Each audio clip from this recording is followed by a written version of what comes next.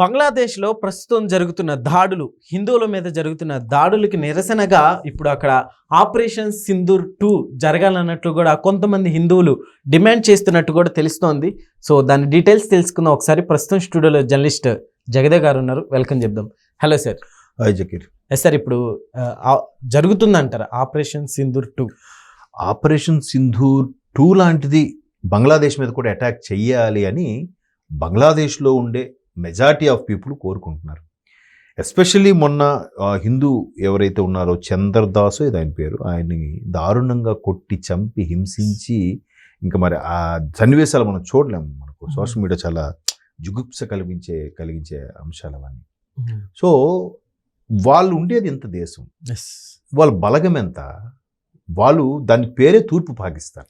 Sir actually అంటే వాళ్ళకి స్వతంత్రం రావటానికి కూడా భారతదేశం చాలా హెల్ప్ చేసిందని ఉంది కదా సార్. వచ్చింది అది అప్పుడు గాంధీ హయాంలో జరిగింది, అది పక్కన పెట్టిన అది మళ్ళీ పెద్ద స్టోరీ.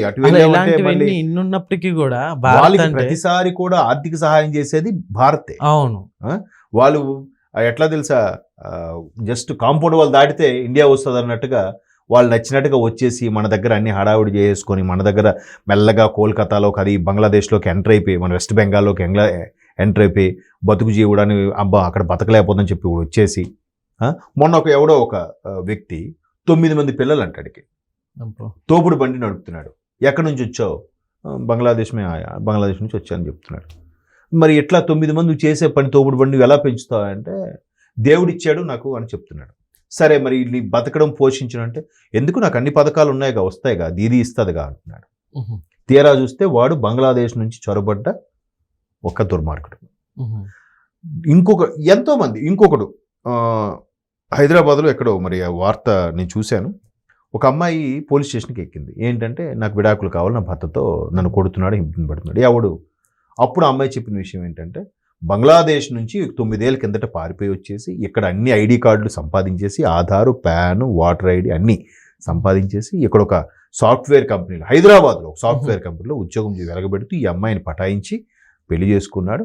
ఈ అమ్మాయి కూడా కళ్ళు కప్పి, ప్రేమ అనే కళ్ళు కప్పి ఇవన్నీ వేసుకుని అన్నీ అయింది. ఇప్పుడు ఆడ వ్యవహారం ఒక్కొక్కటిగా బయటపడుతుంది. ఇప్పుడు రోజుకి వాడు పరారీలో ఉన్నాడు. అలా ఎంతమంది చొరబాటుదారులు ఉన్నారే. వీళ్ళకి దేశంలో బతికే గతి లేక మన దేశంలోకి చొరబడి దజ్జా వెలగబెడుతూ మనం పోసే అంటే తప్పుగా వస్తుందేమో మనం వేసే ఎంగిలి మెతుకు బతుకుతున్న వీళ్ళకి మన ఒక్క మతం పేరు చెప్పి అలా ఎందుకు చేస్తున్నాయి? ఆపరేషన్ సింధూర్ ఎందుకు చేశారు? ప్యాంటు బట్టలోడు తీసి మర్మావయవాలతో కామెడీ హేళనగా చేస్తూ నువ్వు హిందువా ముస్లిమా అని అడుగుతూ చంపడం అనేది ఎంత అంటే మరికొద్దిగా పేట్రేగిపోయారనమాట. ఎంత పేట్రేగిపోయారంటే అలా అడగడంలో ఉండే ఉద్దేశం ఏంటో తెలుసా?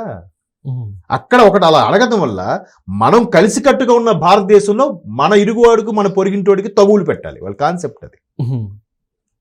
అర్థమైందా? ఒకటి చంపేయడం వికృతానందం ఒకటి, రెండోది ఇలా అడగడం వల్ల బయటికి స్ప్రెడ్ అయింది అనుకో, ఇది వెళ్ళి మీ మోదీకి చెప్పుకో అన్నాడంట కదా. ఆ మోదీకి ఆవిడొచ్చి బయట ప్రెస్లో చెప్పింది కదా మీడియా ముందు. ఇప్పుడు ఏమైంది? మన ఇరుగు పొరుగు ఉండే ముస్లింలతో మనం కొట్టుకు చావాలి, ఆడ కాన్సెప్ట్ అది. కానీ ఏమైనా జరిగిందా? భారతదేశం నుంచి ప్రతి ఒక్క వెధవ తక్కువ అంచనా వేసేవాడే. ఏమైంది? ఒక్కసారి ఆపరేషన్ సింధూర్తో పోసుకున్నారు లిటరల్లీ. ఎంత దారుణమైన పరిస్థితి అయిపోయిందంటే తిండికి కూడా గతి లేని పరిస్థితి. బయటికి మాత్రం మేకపోతు గాంభీర్యం, ఏం కాదు మేము యుద్ధానికి సిద్ధమవుతున్నాం. ఎవడు యుద్ధానికి సిద్ధమైంది? నీకెవడో ఆ తుర్కియా వాడు ఇరాన్ వాడు సపోర్ట్ ఇస్తే నువ్వు యుద్ధం చేస్తావా?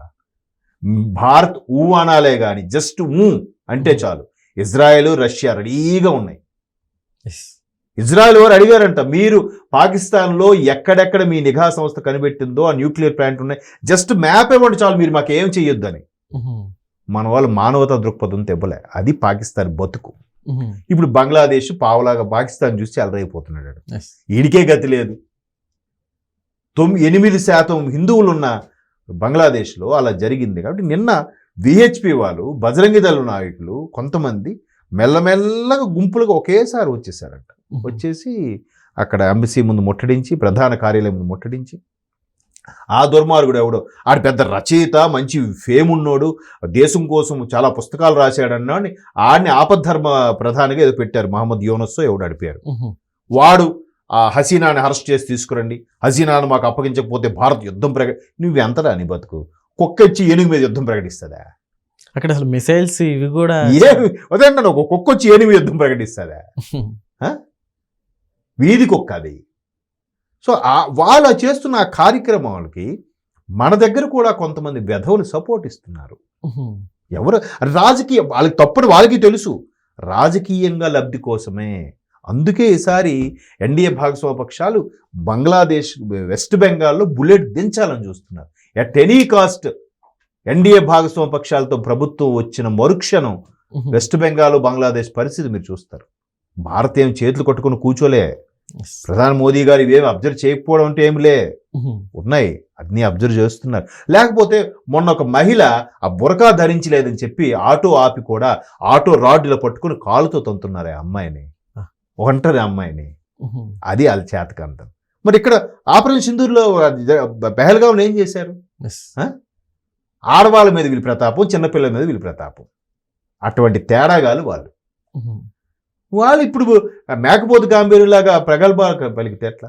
సో నిన్న మధ్యప్రదేశ్లో కూడా బజరంగ దళ నేతలు, అలాగే రాజస్థాన్లో కూడా బజరంగ దళ వాళ్ళు, మహారాష్ట్రలో కూడా కొన్ని చోట్ల నిరసన వ్యక్తం చేసి ప్రభుత్వానికి సెగ తాకేలా ఈ రాష్ట్ర ప్రభుత్వాలు కేంద్ర ప్రభుత్వాన్ని మీద గట్టిగా ప్రశ్నించేలా కేంద్ర ప్రభుత్వం చూడట్లేదు కాదు, చూస్తుంది. కాకపోతే మనం ఆవేశపడినంత ఈజీగా డెసిషన్ తీసుకోలేదు. అనవసరంగా ఆపరేషన్ సింధూర్ ఆపేశారా? ఆపకపోతే ఎలా? జీడిపి కోసం వెళ్తున్నాము, ఒక్కసారి యుద్ధం వస్తే ఎన్ని రేట్లు పెరిగిపోతాయి. అసలే రెసిషన్లో ఉంది. అమెరికా లాంటి దేశంలోనే లాక్డౌన్ ప్రకటించారు, షట్ డౌన్ ప్రకటించారు కదా. ఎంత ఇబ్బందుల్లో క్రూడ్ ఆయిల్ సమస్య ఉంది, డాలర్ సమస్య ఉంది, బంగారం పెరిగిపోతుంది. ఇవన్నీ దృష్టిలో పెట్టుకొని జస్ట్ చిన్న బ్రేక్ ఇచ్చారంతే ఆపరేషన్ సింధూర్కి. అది వాళ్ళకి తెలుసు. ఆపరేషన్ సింధూర్ ఎందుకు ప్రకటించమని అడుగుతున్నారంటే, ఆపరేషన్ సింధూర్ ద్వారా ప్రపంచ దేశాలకి భారత్ అంటే ఏడో తెలిసింది, పాకిస్తాన్కి లిటరల్లీ దీంతో పాటు ఇది కూడా పడిపోయింది. బయటికి చెప్పట్లేదు. పోర్టుగల్ క్రికెటర్స్ భార్యలు ఇలాగ అంటున్నారు కానీ, ఒరే ఇలాగ మీరు డౌన్కి వెళ్ళిపోవడమే రా మీ పరిస్థితి అని కూడా క్లియర్గా అవుతుంది. సో ఆపరేషన్ సింధూర్ లాంటివి పెడితే మళ్ళీ ఎక్కడెక్కడ ఎవరెవరు ఉన్నారో సైలెంట్గా ఓచకోతే. అది వాళ్ళు కోరుకున్న, అంటే ఇక్కడ ఉండే కొద్ది మంది దుర్మార్గులు ఎవరైతే అల్లలు సృష్టిస్తున్నారో బంగ్లాదేశ్లో, వాళ్ళని ఓచకోత కోసేస్తే ఏది ఉండదు. భారత ప్రభుత్వం అన్నీ గమనిస్తుంది, ఆచితూచి వేస్తుంది. మీరు నేను ఆవేశపడిపోయినట్టు సినిమాల్లో నాకు వాళ్ళని చంపేస్తా అని చెప్పి హీరో కత్తి పట్టుకుని వెళ్ళి నరికేస్తాడు చూడు, అది కాదు వరల్డ్ పాలిటిక్స్ అంటే. చాలా జాగ్రత్తగా స్టెప్ వేయాలి, చాలా జాగ్రత్తగా డెసిషన్ తీసుకోవాలి. వస్తుంది. ఏదైతే శ్రీలంకలో ఇలాగే ఎగిరి మిడిసి పడ్డారు, ఇప్పుడు ఏమైంది? శ్రీలంక మనం ఆర్థిక సాయం వల్ల నిలబడగలిగింది. ఇప్పుడు బంగ్లాదేశ్ కూడా భారత్ వల్ల నిలబడుతుంది. Clear? Okay sir, thank you.